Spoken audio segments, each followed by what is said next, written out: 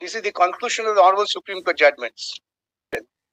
We find no valid ground or reason to interfere with the direction of the court that services of tainted candidates were appointed must be terminated, and they should be required to refund any salaries, payments received.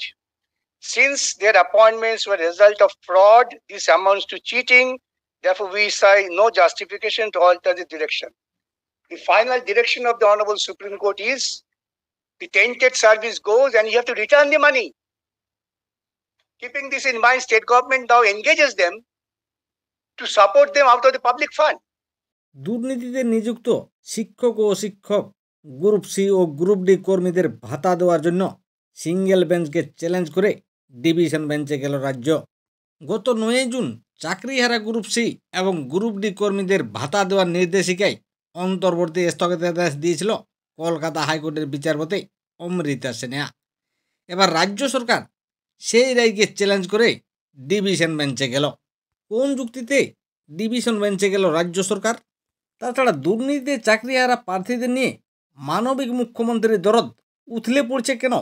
যেখানে supreme court বলেছিলেন দুর্নীতিতে নিয়োগ চাকরি প্রার্থীদের কাছ থেকে রাজ্য সরকারকে বেতন ফেরত নিতে, কিন্তু রাজ্য সরকার তা না করে উল্টো রাজ্য সরকার জনগণের করের টাকা দিয়ে দুর্নীতি চাকরিহারা প্রার্থীদের পাশে দাঁড়িয়ে প্রতি মাসে গ্রুপ সি কর্মীদের 25,000 টাকা এবং গ্রুপ ডি কর্মীদের মাসিক 20,000 টাকা ভাতা দেওয়ার ব্যবস্থা করছে রাজ্য সরকার।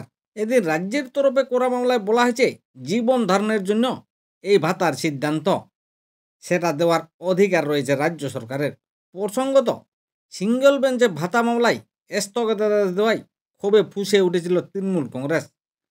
দলের অন্যতম রাজ্য সাধারণ সম্পাদক কুণাল ঘোষ বলেছিলেন মানবিক মুখ্যমন্ত্রী যারা চাকরিহারা তাদের সংসার চালাতে এই সিদ্ধান্ত নিয়েছিলেন। অথচ রাজ্য সরকারি কর্মীরা দীর্ঘদিন ধরে কেন্দ্রীয় হারে ডিএ বৃদ্ধি নিয়ে রাস্তায় রাস্তায় আন্দোলন করছেন। তাদের পাশে মানবিক মুখ্যমন্ত্রী না থেকে দুর্নীতিতে চাকরিহারা প্রার্থীদের প্রশ্রয় দিচ্ছে কি মুখ্যমন্ত্রী মমতা বন্দ্যোপাধ্যায়, নাকি এর পেছনে অন্য কোনো কারণ রয়েছে? তবে আগামী দিনে ডিভিশন বেঞ্চ কী রায় দেয় সেই দিকেই তাকিয়ে সাধারণ মানুষ।